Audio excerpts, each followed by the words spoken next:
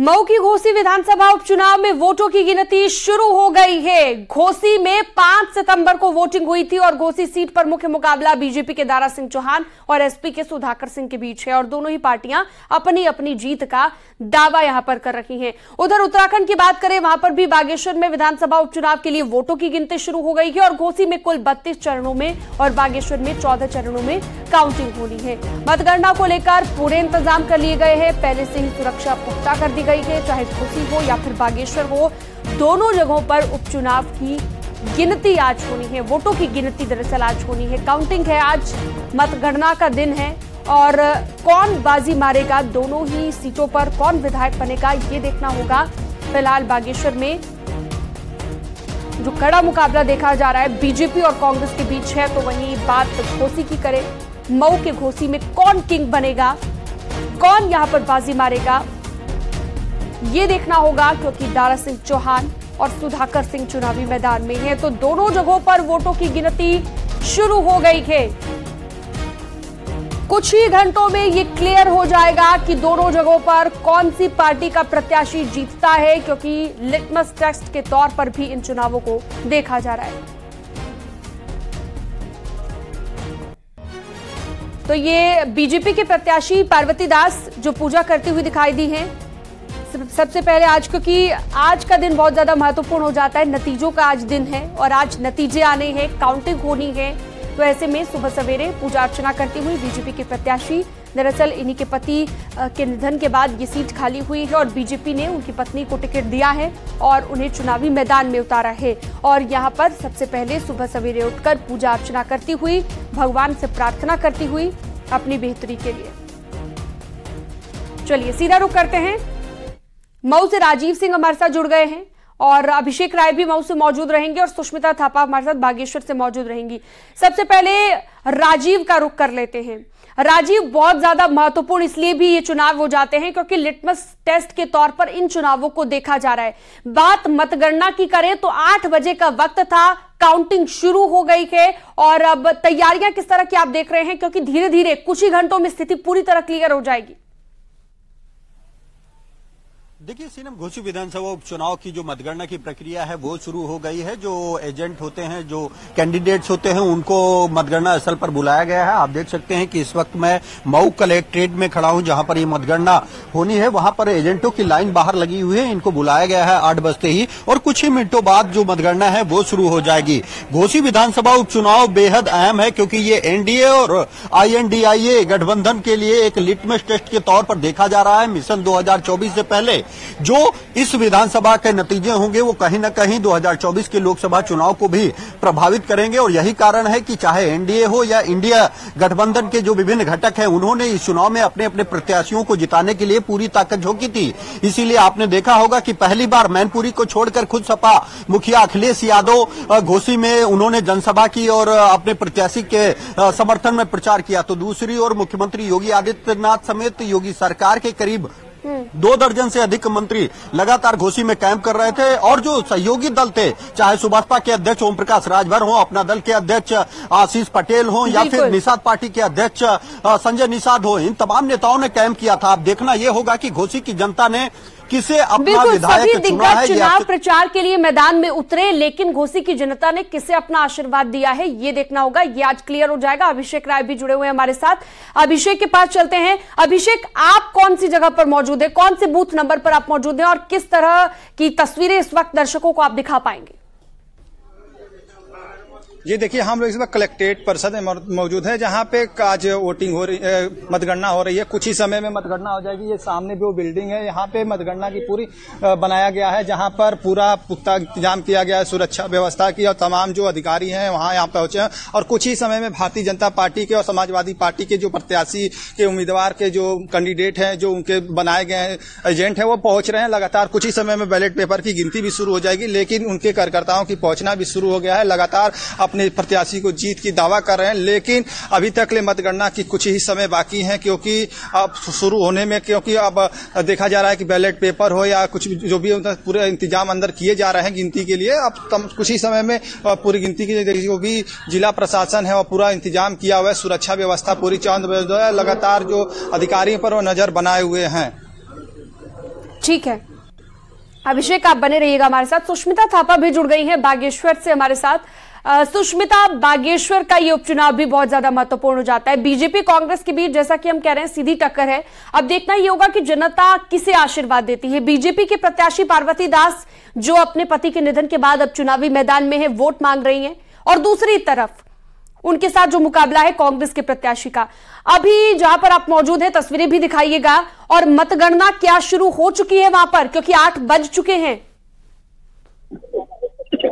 जी 8 बज चुके हैं और मतगणना के लिए जो स्ट्रांग रूम है वो भी खुल चुका है। वहां से जितने भी ईवीएम मशीन है वो भी निकलने लग गई है। जो टीमें प्रशासन की वो ईवीएम मशीन निकाल रहे हैं। उसके साथ जो मतगणना है कुछ सेकंड में शुरू हो जाएगी। जो मतगणना की शुरुआत होगी वो पोस्टल बैलेट से होगी। पहले काउंटिंग पोस्टल बैलेट की होगी, उसके बाद जाके ईवीएम की काउंटिंग हो गई। तो आप देख सकते हैं किस तरह के यहाँ पे लोग, जो प्रशासन है उससे तैयारी की गई है। सारी जो व्यवस्थाएं आप देख सकते हैं, पुलिस प्रशासन है और अर्धसैनिक यहाँ पे भी दिख रहा है, और कई तरह की यहाँ पे सुविधा भी की गई है। कुछ सेकंड में ही जो वोट के रुझान है वो आने लग जाएंगे। किस तरह का मत इस बार पड़ा है उसको देखा, उसके रुझान भी आने लग जाएंगे। और जो 55% का वोट प्रतिशत है उसमें महिलाओं का जो प्रतिशत है वो ज्यादा देखा जा रहा है। तो इसके आधार पर जो चुनाव का जो रिजल्ट होगा वो देखने वाला होगा। और लगातार जो टक्कर है कांग्रेस और भाजपा के बीच देखी जा रही है। आप देख सकते हैं किस तरीके से। लेकिन सुष्मिता, एक और चीज हमने देखी, सुबह सवेरे जैसे ही पार्वती दास पूजा अर्चना करती हुई दिखाई दी है, भगवान से उन्होंने आशीर्वाद लिया है, जिसकी तस्वीर भी अपने दर्शकों को इस वक्त हम यहाँ पर दिखा रहे हैं।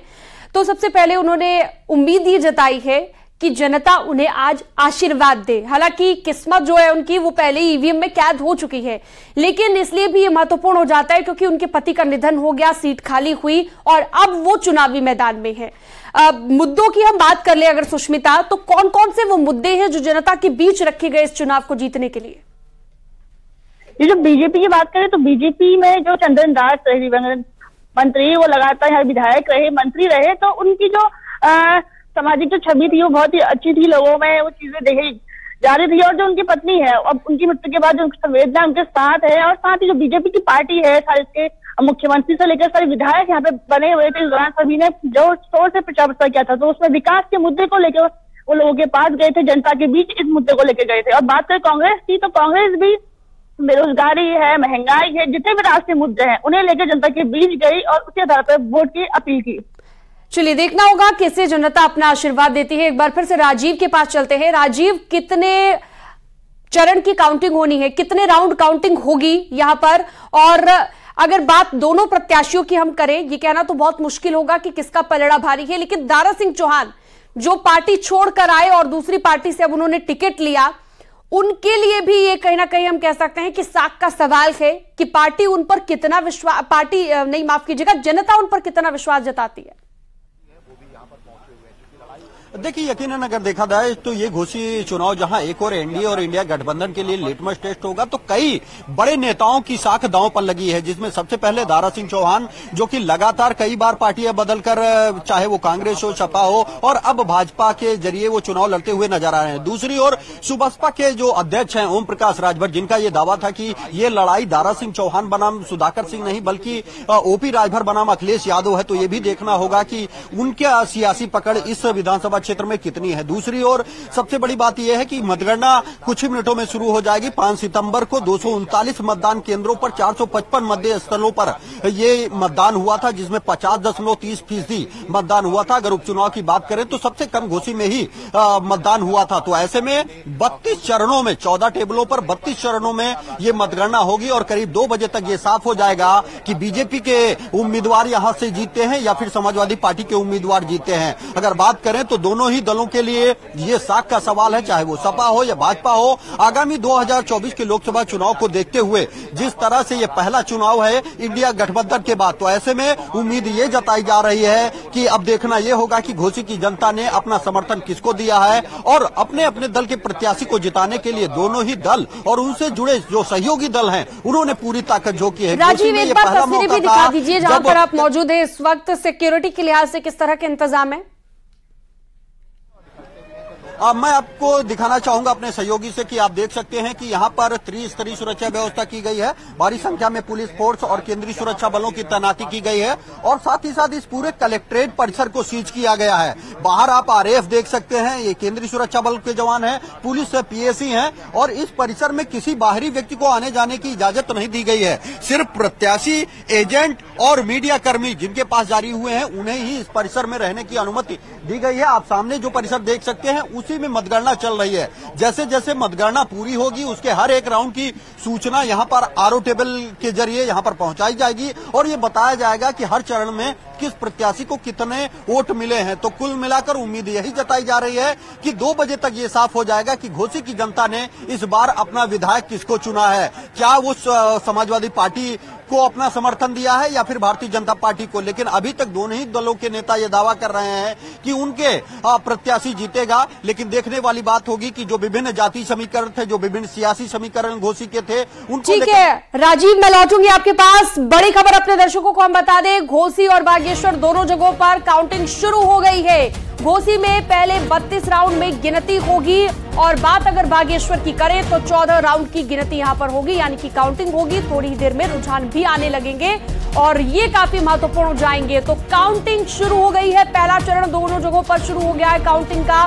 पोस्टल बैलेट के जरिए गिनती हो रही है और धीरे धीरे रुझान अब आना शुरू हो जाएंगे। बहुत ही ज्यादा महत्वपूर्ण ये दोनों सीटें आने वाले चुनावों के लिहाज से काफी महत्वपूर्ण आज के नतीजे। सुष्मिता थापा के पास भी हम चलेंगे, लेकिन अभिषेक राय के पास पहले चलते हैं। तो अभिषेक के पास हम लौटेंगे, अभिषेक के साथ कनेक्शन में कुछ प्रॉब्लम है, लेकिन सुष्मिता थापा के पास चलते हैं सबसे पहले। अच्छा सुष्मिता, बहुत ज्यादा महत्वपूर्ण ये सीटें लगातार हम बात कर रहे हैं, लेकिन अभी वहां पर क्या तस्वीर है? क्या पहले राउंड की काउंटिंग शुरू हो गई? तस्वीरें आपको दिखा रहे हैं, मेरे जस्ट पीछे आप देख सकते हैं कि यहाँ पे जो काउंटिंग है वो चल रही है और पहले राउंड की जो काउंटिंग है वो शुरू हो चुकी है, जिसमें वो जो पोस्टल बैलेट है उनकी काउंटिंग होनी है, जिसमें लगभग 2500 के आसपास पोस्टल जो बैलेट है वो प्राप्त हुए हैं। तो उन्हीं में से पहले राउंड पता चलेगा कि कितने वोट किस पक्ष में आए हैं। और जो बीजेपी कांग्रेस उसमें सीधा टक्कर यहाँ पर देखने को मिल रहा है, प्रत्याशियों में, एजेंट में, सभी में इसको लेकर लगातार एक उत्सुकता बनी हुई है कि किसके पाले में ये गेंद जाएगी और कौन बागेश्वर का विधायक होगा। बिल्कुल सुष्मिता, और आपके पीछे तस्वीरें भी हम देख रहे हैं, कितनी सिक्योरिटी टाइट है, मीडिया को भी थोड़ा सा काफी दूर ही रखा गया है। ऐसे में जो जानकारियां आप तक पहुंचेंगी आप हम तक पहुंचाते रहिएगा। अभिषेक राय के पास भी चलेंगे। अभिषेक, वहां पर भी शुरू हो गई है क्या फर्स्ट राउंड की काउंटिंग?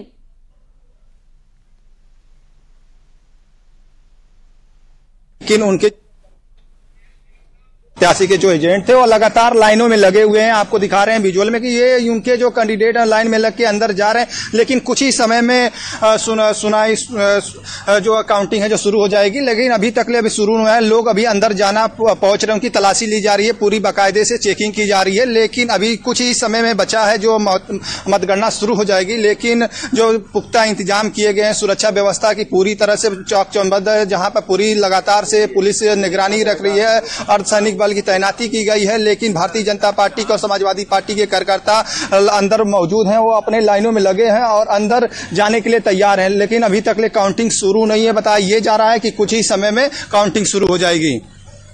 ठीक है, तो कुछ ही मिनटों का वक्त यहाँ पर बाकी और किसी कारण से अभी काउंटिंग शुरू नहीं हो पाई है। राजीव के पास एक बार फिर से चलते हैं। राजीव, जैसा कि हम विश्लेषण लगातार कर रहे थे, कुछ नहीं कहा जा सकता किसका पलड़ा भारी है, कौन सा प्रत्याशी है जो अपनी किस्मत आज चमकाएगा, जिसकी किस्मत पहले से ईवीएम में कैद हो चुकी है। लेकिन एक तरीके से अगर हम देखें तो कुछ ऐसे मुद्दे होते हैं जिन्हें लेकर जनता के बीच जाते हैं प्रत्याशी। यहां पर वो कौन कौन से मुद्दे हावी नजर आए जब चुनाव हो रहा था, जब प्रचार हो रहा था? अब देखिए, अगर मुद्दों की बात करें तो सबसे बड़ा मुद्दा विकास का ही था और यहाँ पर जनता की बात करें तो विकास, बेरोजगारी और महंगाई का मुद्दा सामने आया था। लेकिन जिस तरह से योगी मोदी सरकार ने काम किया उसको लोग भी सराह रहे थे, लेकिन तमाम अन्य मुद्दे थे जिसको लेकर लोगों में नाराजगी थी। लेकिन इस वक्त की सबसे बड़ी अपडेट यही है कि जो मतगणना है वो शुरू हो गई है। सबसे पहले जो बैलेट पेपर है उनकी गिनती शुरू की गई है। अब से कुछ ही देर बाद चरण wise first, second, third round में ये क्लियर किया जाएगा कि इस जो बैलेट पेपर की मतगणना शुरू हुई है उसमें कौन प्रत्याशी आगे है, लेकिन इस वक्त मतगणना शुरू हो चुकी है। तो कुल मिलाकर जो एक लंबे समय से इंतजार किया जा रहा था वो पल अब आ चुका है। मतगणना शुरू हुई है। पहले चरण में बैलेट पेपर गिने जाएंगे और उसके बाद ईवीएम मशीनों की गिनती शुरू होगी, जिसके बाद कुछ ही मिनटों बाद रुझान आने शुरू हो जाएंगे कि इन सीटों पर कौन प्रत्याशी आगे चल रहा है या पीछे चल रहा है। तो कुल मिलाकर अगर मुद्दों की बात करें तो मुद्दे स्थानीय थे और साथ ही साथ क्योंकि ये उपचुनाव था, ये चुनाव कोई सरकार बनाने या बिगाड़ने के लिए नहीं था, लेकिन इंडिया गठबंधन के बाद ये पहला मौका है जब ये उपचुनाव हो रहा था। ठीक है राजीव, लौटूंगी मैं आपके पास। सुष्मिता थापा कुछ कहना चाह रही है, उनके पास एक बार चलते हैं। सुष्मिता बताइए क्या अपडेट है आपके पास वहां से? जी, जो काउंटिंग वो तो शुरू हो चुकी है। जो अभी तक हमारे जानकारी है, जानकारी के अनुसार बताएं बीजेपी आगे चल रही है। अभी जो मतगणना शुरू हो चुकी है उसमें बीजेपी आगे चल रही है और लगातार हम आपको जानकारी देते रहेंगे। जो अभी हमको जानकारी मिल रही है, तो बैलेट पेपर की काउंटिंग चल रही है उसमें बीजेपी आगे बताई जा रही है। बिल्कुल, और कई बार ऐसा होगा सुष्मिता अभी की जो प्रत्याशी हैं, कभी बीजेपी आगे कांग्रेस आगे, लेकिन कुछ ही घंटों में ये क्लियर भी हो जाएगा कि कौन अगला विधायक बनने जा रहा है। और आप लगातार अपडेट हमें देते रहिएगा वहां से। राजीव के पास एक बार फिर चलते हैं। राजीव, आप अपनी बात पूरी कीजिए जो आप बता रहे थे कि कितना कड़ा मुकाबला यहां पर देखने को मिल रहा है।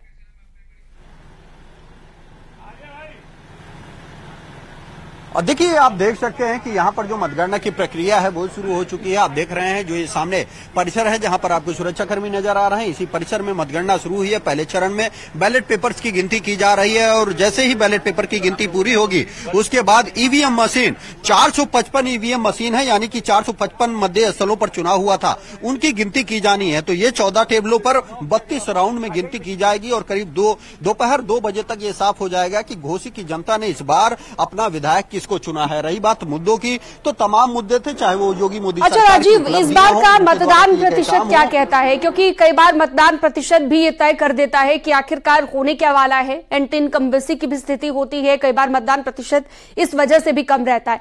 यहां पर जो मतदान प्रतिशत रहा है वो क्या कहता है, उससे क्या कयास लगाए जा रहे हैं? रुकिए राजीव, मैं आऊंगी आपके पास। घोसी से पहला रुझान आ गया है, घोसी सीट से पहला रुझान सामने आ गया है। ये बड़ी खबर इस वक्त। पोस्टल बैलेट की गिनती पहले हो रही थी और पोस्टल बैलेट की गिनती में बीजेपी आगे है, यानी कि दारा सिंह चौहान आगे हैं। ये बड़ी खबर इस वक्त मिल रही है आपको, हम बता रहे हैं। घोसी सीट से पहला रुझान सामने आ गया है। पहले राउंड की काउंटिंग शुरू हो गई है। 8 बजे का वक्त था, 8 बजे से काउंटिंग शुरू हुई और पहला रुझान भी सामने आ गया है। राजीव के पास चलते हैं। राजीव, पहला रुझान आ गया, दारा सिंह चौहान आगे चल रहे हैं।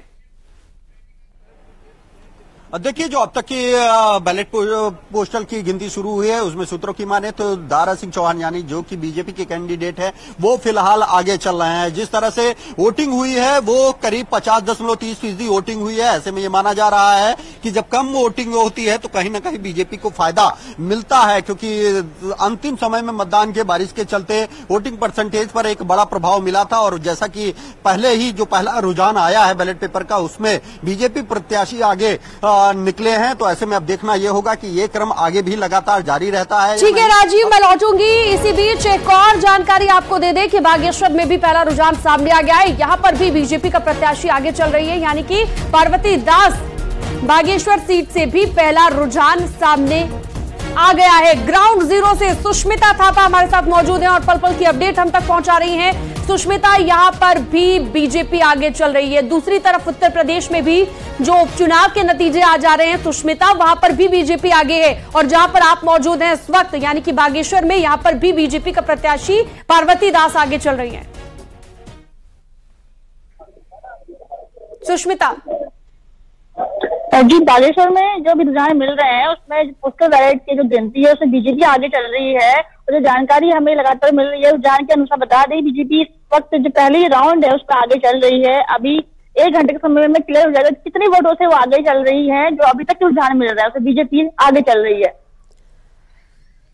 तो यानी कि पूरी तरह से अभी अपडेट खुलकर सामने नहीं आ पाया है। आप जानकारी जुटाते रहिए, जैसे ही आपको कोई अपडेट मिलता है मैं दोबारा आपके पास लौटूंगी। सुष्मिता, राजीव भी लगातार जुड़े हैं। अभिषेक के पास एक बार चलते हैं। अभिषेक राय, अभिषेक, जहां पर आप मौजूद हैं कुछ हलचल वहां पर भी हुई, दिखाइएगा तस्वीरें भी और बताइए क्या कोई अपडेट है आपके पास?